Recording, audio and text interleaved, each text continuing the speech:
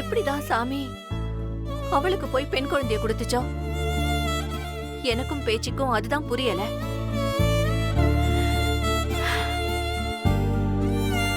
உனக்கு பேச்சியம்மன் பிறக்கும்னு நாங்க மட்டும் இல்ல, நீயும் ஆசைப்பட்டிருப்ப,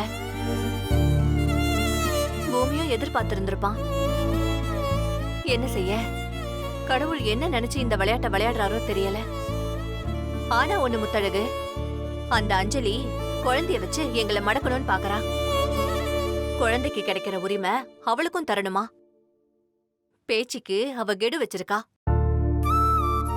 பாவம் பேச்சி, நம்ம வீட்டு பெண் வாரிசு அவகிட்ட இருக்கேன்னு அமைதியா இருக்கா.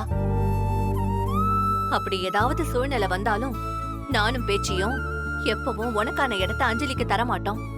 உனக்கு அந்த நம்பிக்கை இருக்குல்ல? கோவமோ கஷ்டமோ இல்லையே? உங்க 2 பேர் பத்தியும் எனக்கு நல்லா தெரியும் அத்தை.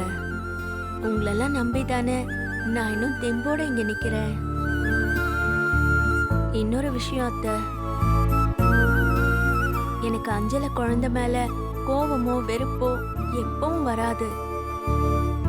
ஆஸ்பத்திரியில ஏன் குழந்தைன்னு முதல்ல நினைச்சது அஞ்சல குழந்தையதான்.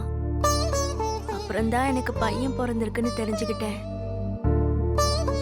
இப்போ இல்ல அத்தை, எப்பவுமே எனக்கு குழந்தைன்னதும் அவதான் முதல்ல என் கண் முன்னாடி வந்துட்டு போவா. பொண்ணுதான் பிறக்கும்னு நம்பின நம்பிக்கையோ இல்ல அவளை முதல்ல நெஞ்சில அணைச்ச அந்த அணைப்போ ஏதோ ஒண்ணு எனக்கு அஞ்சல குழந்தைகிட்ட ஒரு தவிப்பு உருவாயிடுச்சு.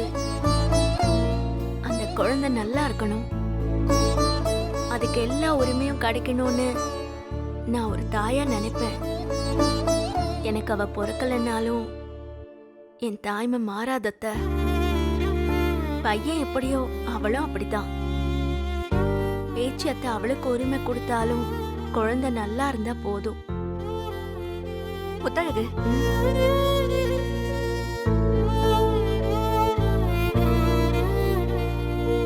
உன் இந்த குணத்துக்கு உனக்கு எந்த குறையும் வராம நாங்க இருப்போம். பூமியோடையும் குழந்தையோடையும் நீ சந்தோஷமா இருக்கணும், சரியா?